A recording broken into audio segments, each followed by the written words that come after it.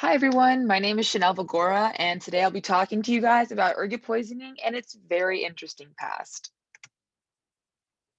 So, what is ergot poisoning?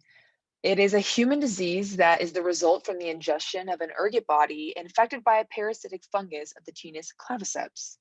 The genus Claviceps parasitize economically important crop plants such as rye, wheat, barley, rice, corn, and oat. The most widely known species in Europe is Claviceps purpurea, as it infects more than 400 different plant species. However, rye is the most common host. As mentioned in Botany, Hawaii, the ergot is vastly different in appearance than the actual rye grain, but because ergot was so common, it was thought to actually be part of the rye plant. Only until eight, Only until the 1850s was the ergot's true nature understood. So you got a little curious, you really wanted to try ergot. So now what do you expect? The poisoning associated with the ergot of rye is often referred to as ergotism, noted in the Encyclopedia of Food Sciences and Nutrition. Although this fungus is recognized as one species, there are actually two different sets of symptoms that can be experienced if serious poisoning has occurred: convulsive and gangrenous ergotism.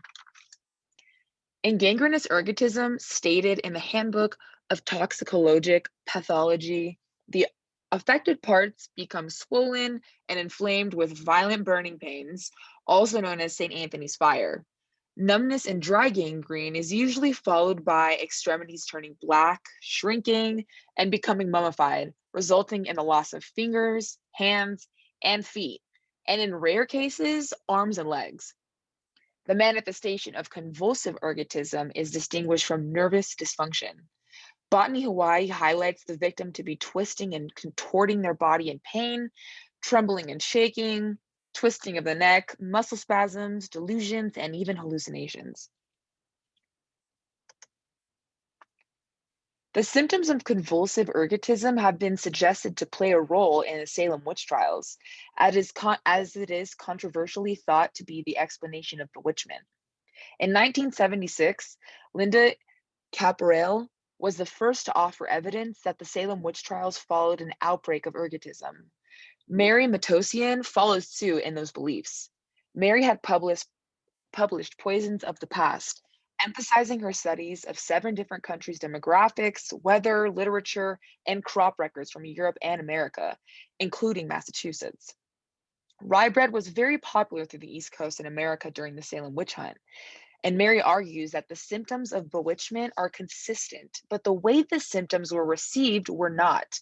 The convulsive ergotism symptoms aligned with the recordings of those who were tried as witches. However, witch hunts hardly occurred where people didn't eat rye. So let's fast forward about 250 years. The Salem witch hunt trials are over, but the curiosity of ergot poisoning is definitely not. Highlighted in the Molecular Plant Pathology Journal, the ergot alkaloids produced by Claviceps purpurea are able to be quickly converted to D-lysergic acid by alkaline or acid hydrolysis, providing a very convenient starting point for pharmaceuticals or illicit drugs. The most famous semi-synthetic ergot alkaloid is lysergic acid diethylamide, more famously known as LSD. Now, LSD wasn't created on purpose. It was actually first synthesized accidentally by Albert Hofmann in 1938. LSD would soon become a widely consumed psychedelic drug. So, Claviceps purpurea wasn't all bad and actually had a huge impact on an entire generation of psychedelic lovers. So, ergot poisoning has had many twists and turns throughout history, by potentially being the controversial culprit for a worldwide witch hunt and the accidental cause for one of the most popular and loved drugs in the 60s. Ergotism definitely doesn't receive the recognition it deserves.